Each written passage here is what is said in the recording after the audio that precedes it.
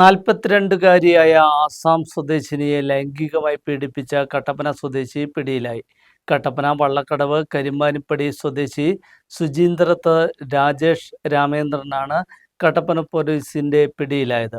ജോലി നൽകാമെന്ന് പറഞ്ഞ് കട്ടപ്പനയിലുള്ള ലോഡ്ജിൽ എത്തിച്ചാണ് യുവതിയെ രാജേഷ് പീഡിപ്പിച്ചത്. ആസാം സ്വദേശിനിയായ 42-കാരി കട്ടപ്പന പുളിയന്മലയിൽ ജോലി ചെയ്ത് വരികയായിരുന്നു. ഇതിനിടയിലാണ് ഇവർക്കും ഭർത്താവിനും ജോലി വാഗ്ദാനം നൽകി രാജേഷ് ഇവരെ സമീപിച്ചത്.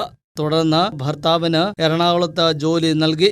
യുവതിക്ക് തൃശ്ശൂരിലാണ് ജോലി നൽകാമെന്ന് വാഗ്ദാനം നൽകിയത്. 2 ദിവസം കഴിഞ്ഞ് തൃശ്ശൂരിൽ എത്തിക്കാമെന്ന് പറഞ്ഞ് രാജേഷ് ഇവരെ കട്ടപ്പനയിലുള്ള ലോഡ്ജിൽ എത്തിച്ച് ലൈംഗികമായി പീഡിപ്പിക്കുകയായിരുന്നു.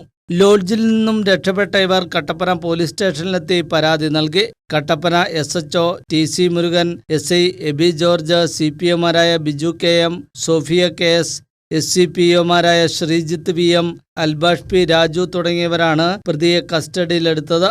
ഇയാളെ കട്ടപ്പന കോടതിയിൽ ഹാജരാക്കി റിമാൻഡ് ചെയ്തു. News bureau, Kattappana.